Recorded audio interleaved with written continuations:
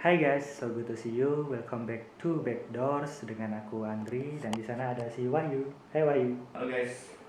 Nah, kita baru aja selesai nugas, bikin tugas akhir dan butuh udara segar sekalian kita keluar cari cemilan ya. Yuk. Iya, benar. Dan kita akan bikin konten buat kalian yang kepo apa kontennya dan lihat keseruannya. So, let's do this.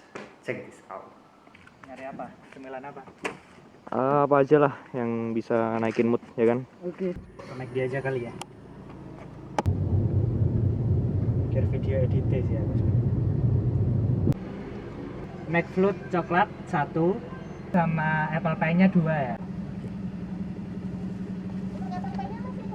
Nunggu. Oke. Sekarang ini ke arah bawah. Ini coba tutup. Oke guys.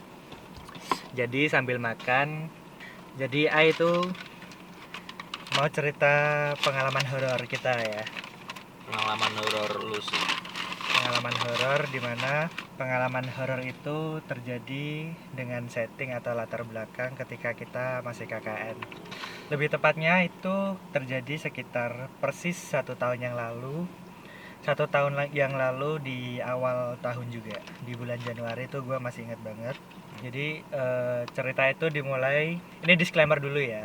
Gue orang psikologi dan dia orang bahasa Inggris. Dan ya orang bahasa Inggris. Gak boleh menang gak? Ambil setengah. Dan cerita ini tuh bukan no rekayasa sama sekali. Ini real terjadi dan gua lalui bersama beberapa temen KKN gua. Jadi nanti bisa di cross check ketika mereka dengar cerita gue juga. Lu siap dengerin nggak? Oke, gue siap dengerin, siap nge-react. Enak bro. Oke, disclaimer bahwa gua tuh sebenarnya gua percaya ada makhluk lain selain manusia di bumi ini karena emang gua kan mempunyai kepercayaan atau keyakinan dan gua meyakini keyakinan itu. Lu juga kan? Iya, gue juga. Tapi gue tuh nggak yang takut atau gimana, dan mungkin kebetulan ya gue termasuk orang yang sensitif dengan energi-energi yang ada selain energi manusia ya, kayak gitulah. Di psikologi sebenarnya ngebahas tentang hal energi gitu, cuman ya gitu. Cerita ini dimulai ketika gue KKN. Gue KKN tuh settingnya di sebuah desa di wilayah pegunungan gitu. Letaknya tuh sekitar 1 jam dari kampus. 1 jam dari kampus, jadi masih deket lah hitungannya. Sebenarnya agak jauh untuk hitungan KKN ya, karena KKN kan biasanya di daerah kampus saja. Cuman waktu itu gue KKN mandiri dan gue pilih salah satu desa di agak tempat gunung gitu. Terus desanya tuh agak masuk, jalannya kecil. Jalannya kecil dan air itu kesana tuh menurut A itu tempatnya cukup masih agak di hutan-hutan gitu, nggak dalam-dalam banget dari jalan pusat, cuman masuk lah, masih ke daerah-daerah yang agak hutan di daerah pegunungan. Dan gue gak bisa sebutin nama tempatnya karena takutnya kan menyinggung mereka kalau mereka mendengar. Maksudnya kan menghindari hal yang negatif gitu ya. Bener-bener. Cerita ini tuh dimulai ketika gue awal banget berangkat KKN tuh sore tuh dari kampus. Jadi sampai sana tuh sekitar habis maghrib. Dan kebetulan waktu itu berangkat tuh mendung atau agak gerimis gitu, gue lupa. Jadi kita maghrib itu bulan apa lo? Bulan Januari. Kita tuh maghrib tuh di jalan dulu di masjid, nongkrong. Habis itu makan bentar, nongkrong. Habis itu jalan lagi sampai desa tuh sekitar jam 7 lah. Nah, atau jam berapa ya? Pokoknya habis maghrib. Bener-bener sampai desa tuh. Jadi tuh jalannya kayak ini jalan besar kan. Ini ada kayak gang masuk gitu. Tempat dimana gua dan beberapa temen gua tinggal. Kalau KKN kan itu rame-rame ya. Yeah. Ada yang cowok, ada yang cewek. Tempatnya tuh dibagi 2. Jadi ada rumah buat yang teman-teman cowok nginap dan rumah buat cewek nginap. Jadi rumahnya tuh sebelahan. Dibedain. Tapi rumahnya sebelahan doang. Yang cewek itu bener yang di sini, yang cowok tuh rumahnya di paling pojok. Nah, rumah yang paling pojok itu sebelahnya sini itu udah kayak tanah kosong dan tanahnya tuh, ini rumah nih, Ah. ini rumah, ini tanahnya tuh tinggi. Jadi ini rumah, ini di sini ada tanah tinggi gini. Nah di sela-sela sini itu ada kayak tempat kamar mandi gitu. Oh, jadi kamar mandinya di antara dua rumah itu. Nah kamar mandinya tuh bilik. Jadi ada kamar mandi 1, 2, 3 atau 4. Ada 4 kamar mandi. Kalau nggak salah ya, kalau gua nggak salah ingat 4 kamar mandi. Nah gua kan sampai desa tuh langsung cari toilet karena sebenarnya dari di jalan tadi sebelumnya OTW ke desa itu gua udah kebelet sama teman-teman tuh pada naik motor ke situ. Nah akhirnya kita bukan cari rumah dulu, kita nggak masuk. Emang ini agak salah sih. Sampai sana tuh kita nggak salam dulu gitu loh. Gua sama teman gua tuh masuk ke toilet. Nah ini baru banget gua sampai dan baru banget gua di depan toilet. Baru banget gua nginjek kaki kiri gua masuk ke sela, ini kamar mandi kan, ada pintu. Kaki kiri gua tuh ngelangkah pintu gini, set. Terus tiba-tiba dong di sebelah kanan gua itu ada suara ceweknya tuh serius. Ini bukan gua doang yang ngerasain, jadi nanti banyak lah yang ngerasain. Ada yang bilang, gua tuh agak-agak lupa karena suaranya tuh sama-sama. Pokoknya suaranya tuh gini, kalau mau masuk permisi dulu mas. Serius itu bahasa Indonesia tapi suaranya Jawa, suaranya cewek pakai bahasa Jawa, Ngomong pakai bahasa Jawa gitu. Kurang lebih gini. Ini mungkin kalau yang orang Jawa tuh bisa ngerti. Mas, nek meh mlebu ngomong si siapa gitu. Gila. Itu bener-bener gua. Terus lo gimana? Ini Ai itu pertamanya kayak ngerasa, ini bener gak sih yang Ai rasain, apa Ai yang halu kayak gitu. Kayak kan sebelumnya kan ini naik motor kan agak capek ya. Mungkin halu doang kali karena dari tadi kan dengerin suara temen cewek juga. Mungkin suara temen cewek tadi kan masih ke bawah di otak gua, masih kayak sensorik gua kan masih. Tapi kok suaranya jelas gitu kan. Terus gua keluar kamar mandi, teman gua kan ikut ke toilet satu orang, cowok juga. Temen lu cowok. Berarti di sana benar-benar gak ada cewek kan? Bener-bener yang ke toilet itu gua sama teman gua doang berdua. Yang ini rumah, yang ini toiletnya bener-bener di dekat lahan kosong itu. Terus gua keluar kamar mandi kan, teman gua tuh masih di kamar mandi yang sebelah gua. Gua keluar kamar mandi, di depan kamar mandi tuh kayak ada beberapa pohon dan beberapa tanaman gitu cuy. Ini pohon pisang atau pohon apa ya, pohon pisang kalau nggak salah, pohon pisang. Di sini tuh kayak ada dahan dari tanaman yang kecil-kecil gitu. Tapi nggak kecil, kayak tanaman talas gitu yang daunnya lebar, cuma satu doang gitu. Itu literally bener-bener hari itu nggak ada angin, malam itu nggak ada angin, nggak ada apa-apa. Bentar, literally nggak ada angin, nggak ada apa-apa. Bener-bener yang lain tuh diem doang pohonnya. Terus yang satu itu daunnya tuh yang satu kayak daun talas itu gerak-gerak gini, set. Geraknya tuh kalau gimana ya, kalau ada pohon gitu kan pasti kalau kena angin geraknya kayak berirama gitu kan. Ya, teratur lah gerakannya. Nah itu geraknya tuh bener-bener gini. Ini ibaratnya daunnya set gitu, kayak bener-bener digerakin sama orang. Dan yang digerakin itu yang kayak ada orang yang pohon gerak itu gua kayak ngelihat di belakangnya tuh emang kayak ada anak kecil, bener-bener kayak ada anak kecil. Terus kan ya gua kan kaget, gua kan ngelihat gini, apa tuh, gua kaget lah. Kagetnya gimana kagetnya kayak gitu kan, kagetnya kayak gitu. Apa harusnya tuh gua yang ngomong gitu. Oh iya. Wah apa tuh, menarik gitu. Kaget. Terus gua teriakin temen gua yang masih di kamar mandi,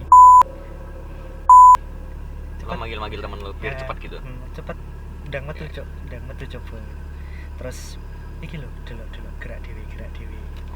Gua bilang ke teman gua, kalau gerak dewi coba delokan. Lo ngajak temen lo biar nonton gitu. Teman gua lihat sekilas.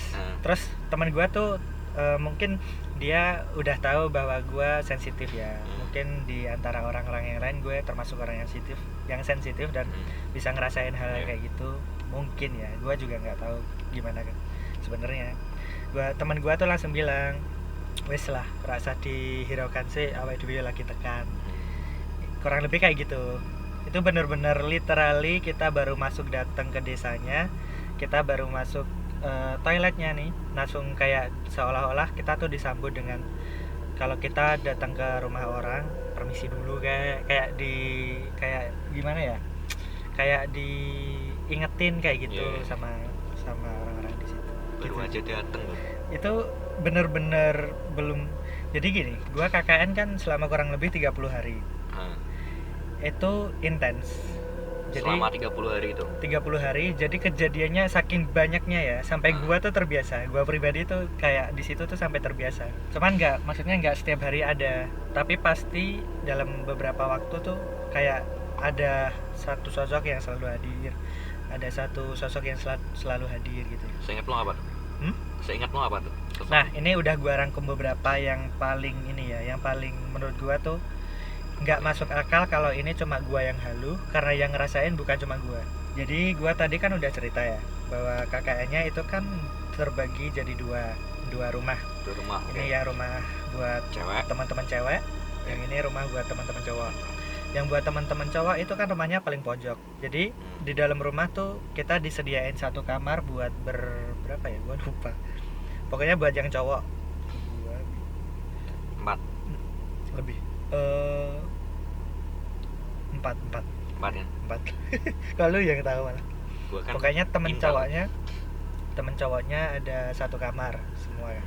Nah kamarnya itu ada jendela kan. Jendelanya itu kalau tirainya dibuka, pokoknya intinya kamarnya itu jendelanya menghadap yang pohon tadi gerak-gerak sendiri. Oke. Jadi ini rumah nih, ini rumah. Gua dapat kamar yang pojok sini.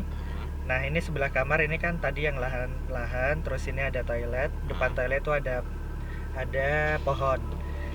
Nah setiap gua mau tidur, pokoknya kalau mau tidur kan itu mungkin habis meeting atau habis kegiatan KKN Larut atau malam habis, lah.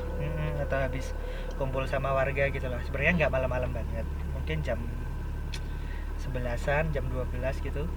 Itu kan pasti udah masuk kamar. Kalau gua ya, itu setiap gua masuk kamar, entah gua sendiri atau bareng-bareng, kamarnya tuh wangi itu nggak tahu karena emang ada parfumnya atau karena Wangi kayak gimana nih? pewangian. Kan biasanya ada wangi kayak wangi kembang atau wangi apa gitu. wangi Lo ngenalin wanginya nggak? wangi kembang Wangi kembang. yang pada umumnya kayak wangi melati atau wangi apa gitu loh. Cuman tuh ekstrim, nyengat banget gitu loh. Terus setiap ngelihat keluar jendela itu ini teman-teman gue yang lain tahu keadaan itu kan. Gue selalu bilang bahwa gue pokoknya nggak mau tidur paling pojok dekat jendela. Karena gitu teman-teman. iya, karena setiap gue pernah sekali atau dua kali tidur yang paling pojok. Tapi setiap gue tidur di pojok, gue selalu ngelihat ada sosok putih, kayak mbak-mbak gitu, mbak-mbak rambutnya panjangnya tuh sekaki, benar-benar sampai tanah gitu. Gue ngebayanginnya merinding. Sumpah, sampai tanah. Gue merinding bener. Matanya melotot, ngelihatin jendela. Anjir, gue merinding. Matanya melotot, ngeliatin sela-sela tirai, bayangin. Jadi gue tidur nih, Yeah. gue ngelihat sela-sela tirai buat ke depan kan, buat ke arah depan. Terus dari arah luar itu, dari arah depan itu, lu gak kaget? Gue kaget sih, cuma diem gue. Oke. Back to topic. Dari arah luar itu dia juga ngeliatin gue. Mbak-mbaknya itu Enggak, lo lihat jelas gitu. dia jelas. Makanya Serius? gue takut. Lo Waktu itu lihat gue sempat mukanya? ngerasa takut ngeliat mukanya. Orang dia ini Iya. melototin gue. berarti udah solid banget tuh. Penampakannya udah solid banget. Solid banget. Gue yakin 100% solid. Karena bukan cuma sekali dua kali, tapi setiap gue mau tidur, selama gue di pojok yang paling dekat jendela itu, gue selalu ngeliat. Dan gue selalu ngelihat itu kan pertama kali dua kali gue nggak cerita lah gitu. Takutnya kalau mereka juga pada takut, tapi lama kelamaan mereka yang notice sendiri. Karena gue kan selalu minta, gue pokoknya nggak mau pojok. Nah mereka punya asumsi bahwa oh berarti si Andri ini lagi melihat sesuatu. Itu cerita yang pertama. Yang kedua ya, cerita yang kedua. Terus beberapa hari kemudian mungkin kan karena kita sibuk juga KKN, mikirnya KKN-nya aja kan. Kita bersilaturahim dengan warga, kita juga nyibukin diri buat bonding sama teman-teman. Karena sama teman-teman kan sebenarnya beda jurusan dan saling kenal juga ya di KKN itu doang. KKN tuh aja. Sebelumnya di kampus nggak kenal-kenal banget. Terus kita masak bareng. Nah, waktu masak bareng itu, jadi ini tadi rumah cewek, rumah buat cewek. Ini rumah buat cowok. Itu di sela-selanya ada dapur mini. Dapurnya tuh agak ke belakang. Nah, di sini itu ada kayak Dapurnya tertutup gak? Dapurnya tuh kayak dapur desa-desa gitu loh, cuy. Yang dipisahin sama bilik doang gitu, bilik bambu doang, apa gimana? Tertutup tapi kayu. Tertutup tapi kayu. Oke. Jadi ini rumah yang cowok, ini rumah yang cewek. Terus ini jalan tanah biasa gitu kan, agak ke dalam, agak panjang gitu. Terus dapur. Nah, waktu masak itu malam-malam nih. Malam-malam kan gue nongkrong di gazebo-nya tuh yang di depan rumah. Oh gini. Depan rumah itu ada gazebo dan ada masjid. Depan rumah yang cowok, yang rumah cowok. Nah, setiap malam gue biasanya nongkrong dulu di situ sama teman gue cowok yang satunya lagi. Sebutlah namanya Mod.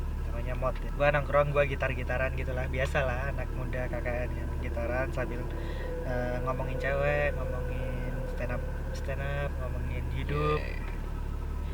Tiba-tiba dong dari arah dapur gue ngelihat, ini gue agak-agak lupa temen gue itu ngelihat juga apa enggak, lampu di dapur itu kayak kedap-kedip sendiri gitu loh. Tapi itu posisinya agak jauh kan dari depan dari depan rumah itu. Agak jauh, tapi kan kelihatan sini. Kayak jarak berapa ya? 50 meter lah. Oke. Apa nggak nyampe ya? Jarak segitu lah. Jauh banget 50 meter. Ya segitu, ke depan itu jarak segitu. Jaraknya tuh nggak terlalu jauh jadi kelihatan. Entah, gue agak lupa sih. Pokoknya di dapur itu ada lampu atau enggak ya? Pokoknya kayak ada cahaya kelap-kelip sendiri gitu loh. Tapi lo yakin di dalam dapur itu lagi nggak ada teman lo yang lagi masak Nggak atau ada lagi kan, apa gitu? nggak ada kan, ini dapurnya dikunci. Dapurnya dikunci. Dapurnya tuh tiap malam dikunci. Itu sebenarnya kan dapur umum buat warga di situ, cuman jarang dipakai. Karena ada anak KKN aja, jadi kayak ya udah buat anak KKN masak aja kayak gitu. Itu malam, itu cerita yang ketiga. Dimana cerita itu tuh horornya bukan karena lampunya, tapi lagi-lagi karena setelah kejadian itu tiba-tiba gue di gazebo kan, itu kayak semerbak wangi bunga gitu loh cuy. Lu kayak mikir gak sih tiba-tiba kayak ada wangi bunga malam-malam gitu? Mungkin tuh ada hubungannya sama mbak-mbak yang ngeliatin lo di Nah, luar jendela. plot twistnya nanti berkaitan. Cuman karena gue capek, kita lanjut ke part 2 ya.